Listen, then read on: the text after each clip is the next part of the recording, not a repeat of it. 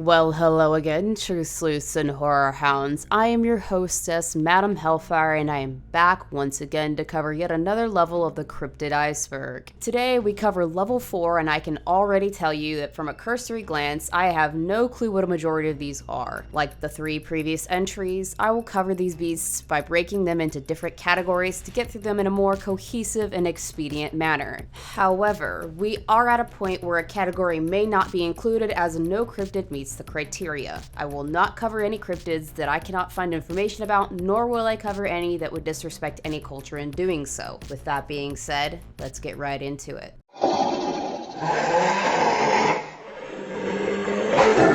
The Blue Crow is a mythical being described as looking like an azure jay with a blue body and darkened neck and belly. Locals believe that this being was charged with watching over the forests of the region. Next, we go to Australia for the Brunjor or the Bunosaur. I probably mispronounced that, apologies. The Brunjor is described as a 20 to 25 foot long theropod-like dinosaur that is bipedal with small clawed hands. Though this creature is well known among Aboriginals, its first officially recorded sighting took place in the 1950s when cattle ranchers reported that they were eating their livestock. Our first US-based cryptid for this level is the Slide Rock Bolter from the Colorado Mountains, first described by lumberjacks in the 19th and 20th centuries. This one is described as being a giant land whale with a huge head, large mouth, small eyes, and a fluke-like tail with enormous grab hooks on it. This beast waits at the top of steep mountains and, when its prey passes by, slides down rapidly to gobble them up. Allegedly, a forest ranger tricked one into its own demise by baiting it into a makeshift bomb, but it pretty much sounds like a tourist trap cryptid. Lastly, we have another South American bird called the Zexu that hails from Kashmawa, but all I could really find about it is that it's a mythical bird very similar to the thunderbird.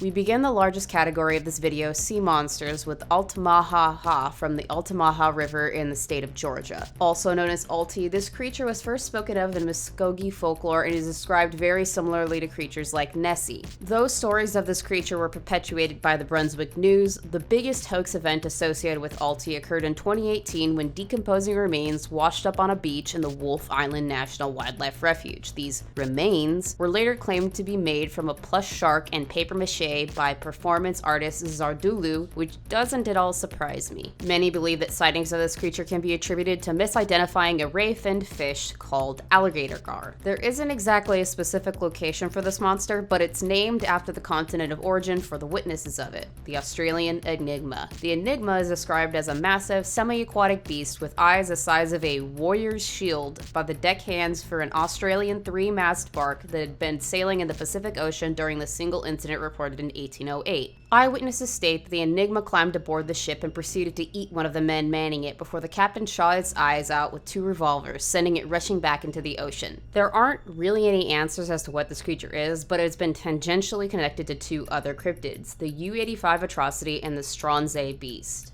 To Wales we go for the bar-mouthed monster, a reptilian creature that has been described as either serpentine in nature or a crocodile that's allegedly large enough to leave elephant-sized footprints. The earliest sightings of this monster date back to 1805, when it reportedly wrapped itself around the mast of a ship in the Menai Straits. Its most popular sighting was released in the form of a letter published through Nature magazine in late 1882 and has had sightings as recently as January 2016. The next cryptid is probably another example of a beast created purely from an obscure forum post, the Black Carpet. The only thing I can find is a thread on Agora Road's Macintosh Cafe forums describing a massive colony of microorganisms with thin feelers related to the bloop that are discovered by divers moving across the sea's floor. Our first Russian cryptid for this level is the Bronzo dragon, which is described as a massive creature, either a dragon, beaver, or pike, that resides in Lake Bronzo near Andropol in western Russia. Legends of this creature date back to the 13th century, and this very odd thing has been alleged to even turn up during World War II to swallow a German airplane. Most scientific sources believe this to be either limnic eruptions from a volcanic crater under a fracture at the bottom of the lake, or hydrogen sulfide boiling up to the surface of the lake, turning in a way that resembles a dragon's head. To British Columbia we go with the Nessie of Cadborough Bay, the Cadborosaurus. This serpentine creature of legend is described as having a long neck,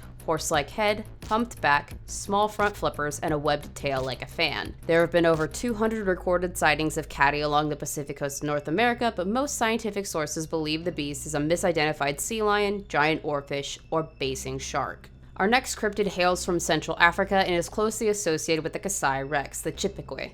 This monster resides in Zambia's lake Bangweulu and is described as a large reptilian creature that loves to feast on hippos. Sightings of it date back to the 19th century, and it is known as the first living dinosaur described to European explorers by Central African locals. Speaking of Europe, we head to the UK to talk about the creature from the Black Lagoon's weird-looking cousin, Itchy. Itchy is a massive, humanoid, slimy-looking creature predominantly hailing from Bassenthwaite Lake and Windermere. The first reported sighting came in 1873, and many consider this creature to be a hoax due to a now-deleted Wikipedia article by Charles Paxton in 2006. We have yet another Nessie cousin with the Hudson River monster. HRM, or Kipsy, is believed to either be a hoax, another name for Champ, a cryptid I've covered in previous levels, or a misidentified giant manatee. Our first Icelandic cryptid is the Lagerflot worm. I'm pronouncing that wrong, sorry about that, which resides in the lake from which it derives its name. The worm is described as being 200 feet long, has multiple humps along its back, and moves in a snake-like manner. Legends from as early as 1345 state that the worm was tossed into the lake by a young girl who had become frightened of its rapid increase in size in a short period of time. I'm not totally sure how to summarize that story, so I apologize if that's a little bit confusing. To China and North Korea we go for a beast, or a group of beasts, that reside in Heavenly Lake, the Lake Taichi monster, or Cheonji. Starting in 1903, buffalo-sized creatures with gray, smooth skin and white ring at the base of the neck and human-like heads have been seen across the Bac de Gan and Chanbai mountain ranges. Sorry, I'm gonna butcher these words, they are very long and very complicated. It is believed that there are 20 of them hiding in the lakes across this vast mountain range. Back to England we return for a creature originating from an August 2018 YouTube video, the River Tyne creature. On August 10th, 2018, a Tynemouth resident named Kevin Burton uploaded a recording of a snake-like creature swimming through the River Tyne. Though Burton joked about it being a Nessie sighting, many believe the thing on camera is either an oarfish or a rubber mat pulled in by high tide. We head back over to British Columbia to talk about Shuswagi, also known as the Shuswap Lake monster. This beast was first seen by a Shuswap First Nations member in 1904 who inevitably killed it and described it as a creature with 12-inch long feet like a mole, wet skin covered in hair, and a body almost as big as a grizzly bear. There have been sightings up to 2018, and many cryptozoologists believe it to be a living vestige of the extinct Zeuglodon. Our final sea creature for this level of the iceberg is Canada's version of the creature from the Black Lagoon, the Thetis Lake monster. TLM is described as a reptilian humanoid that's approximately 5 feet tall with a huge head covered in barbs and was first seen in 1972 by a pair of teen boys. Though many sightings have been reported since and Canadian Mounted Police have launched multiple investigations, nothing conclusive has been found. The first land beast in this level of the iceberg is Murfreesboro, Illinois' own Big Muddy Monster. BMM's legend dates to the mid-70s, with locals describing it as a 7-foot-tall, bipedal beast that exudes darkness and is covered in black fur caked with grime. Though cryptozoologists love this creature's legend, it is widely believed to be an undiscovered species of primate or just a hoax. Next in this category is by far the most fascinating and horrifying creature in this video, the Blackbird of Chernobyl. In the days leading up to the nuclear meltdown in Pripyat, Ukraine, residents reported sightings of a massive winged creature with red eyes flying around the area. Those who saw it were afflicted by horrendous nightmares along with receiving a string of threatening phone calls to keep quiet about what they saw, presumably from the KGB. The subsequent cover-up after the disaster only adds to the bird's mystique, on top of the interesting theory of relations to Mothman. Our next cryptid comes from a lesser-known creepypasta called Cave Children. The creepypasta in question talks about a string of recordings taken of Dr. Mason Perry while he and his team explore and become trapped in the Dolt Aro caves in Pompeii. In these tapes, there are descriptions of highly aggressive humanoids living in the caves that are mutated to look like and move like insects. They walk upside down with their belly up, their rib cages are exposed like wings, they have no eyes, they have a mouth that looks and moves like a massive eye, they have translucent skin, they have no muscle mass, and have pedal extremities with opposable digits. Yeah, that description doesn't freak me out one bit, nope. Not at all. Ha ha ha ha ha ha. I would have thought the next cryptid, the Gator Man, would come from Florida, but surprisingly it comes from New Jersey. The Gator Man can be tied to a litany of sightings by Newton Lafayette residents in 1973, but the creature became more public after New York City conservation naturalist Alfred Holstrock gave the following statement in 1977. The creature is a scaled, man-like creature which appears at dusk from the red algae-infested waters to forage among the fern and moss-covered uplands. Our next confirmed hoax cryptid is tied to postcards circulated through the 1930s, giant grasshoppers. These postcard photos are widely believed to have been created by Frank D. Conrad after he was swarmed by grasshoppers one night while out and about in his hometown of Garden City, Kansas. Now we talk about the first chupacabra cousin I've seen on the iceberg with New Orleans' Grunch Road monster. This canine reptile hybrid is heavily rooted in voodoo culture and is widely believed to have even attacked voodoo queen Marie Laveau. There are a multitude of descriptions for this beast and an ever-growing list of magical powers it can use. The next cryptid can be described in a very quick way since there isn't much about it. Miami Beach scorpions are giant crustacean-like creatures sighted at Miami Beach, Florida, and are believed to be living vestiges of Eurypterids. We next cover a cryptid that is more an unfortunate natural occurrence than a new beast, rat kings. This phenomenon occurs when a large group of rats get tangled together by their tails. Our last land beast in this category is a creature of legend from the European Alps, the Tetzelwurm. This beast is commonly described as a feline reptile chimera with only 2 front legs, a scale-covered body, and a serpentine back end with a cat's face. One bite from this creature is said to be lethal for even large animals.